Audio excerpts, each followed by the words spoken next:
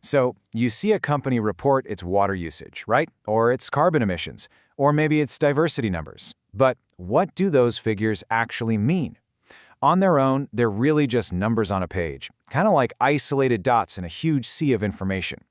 In this explainer, we're going to break down the crucial skill of adding context to that ESG data, because that's how you uncover the real story behind a company's performance.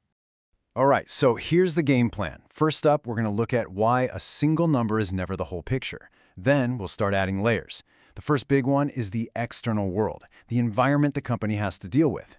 After that, we'll peek inside at its management and governance. And by the end, you'll see how it all comes together to create this 3D view that gives a sharp analyst their real edge.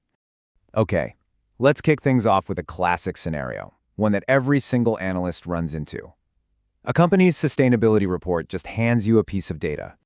Okay, let's take a real-world number. Imagine a company reports its water intensity is 1.88 cubic meters per ton of whatever it makes. I mean, on the surface, that sounds pretty precise, right?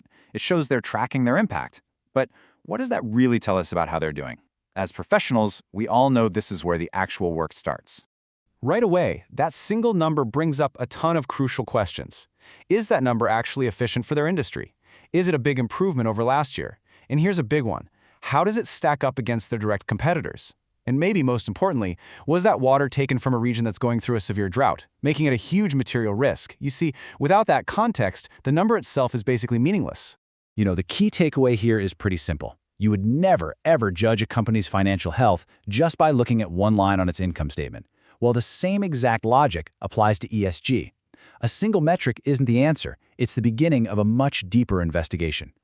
So let's start building that context. We're going to add our first layer, the external environment.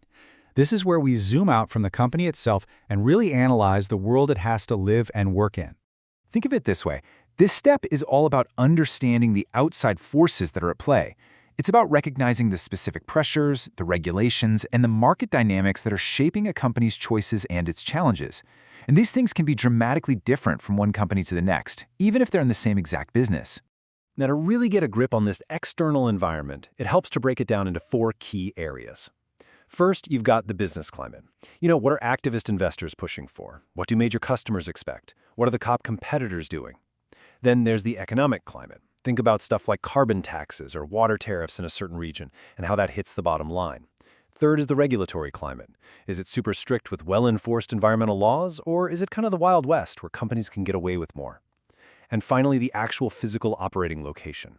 Is their main factory sitting in a place that's running out of water, or on a coastline getting slammed by extreme weather? Each one of these pieces is absolutely vital, and often pretty material to the whole puzzle.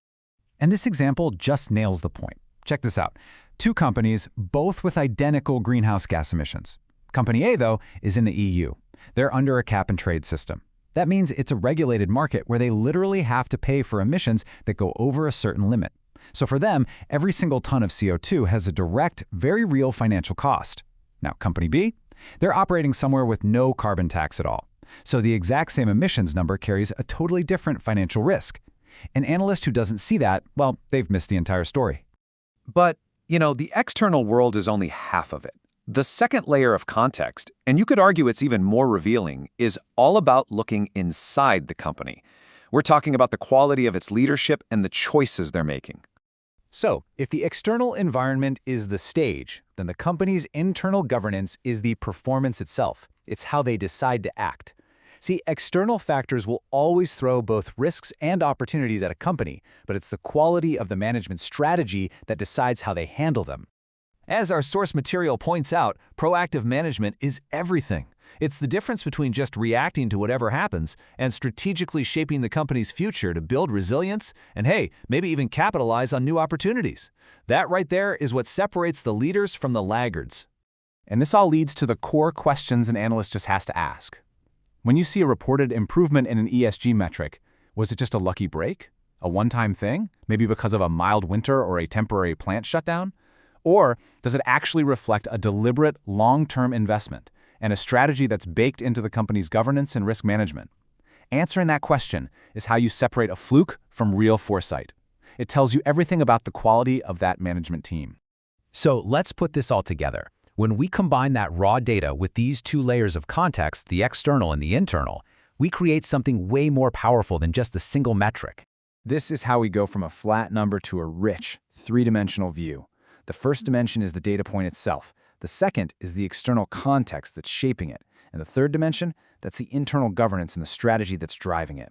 Put them all together, and you get a truly holistic picture of performance, one you can actually make decisions with. Okay, so we can actually boil this whole analytical process down into 4 clear steps. Step 1, you always start with the data. That's your anchor, the reported number. Step 2, you pull back and analyze the context, that whole external environment we talked about. Then for step 3, you zoom right back in to evaluate governance, and you've got to look critically at their internal decisions and strategy.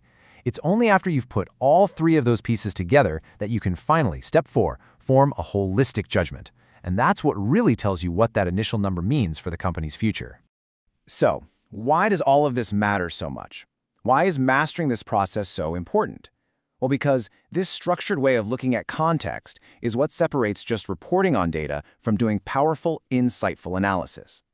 Look, anyone can pull a number out of a report. The real skill, the thing that gives an analyst their decisive edge, is the ability to dig in and rigorously investigate its context, to decode the story behind it, and to accurately figure out what it means for the company's finances and strategy. This is how you go beyond just reporting and start to really identify hidden risks and unlock sustainable opportunities.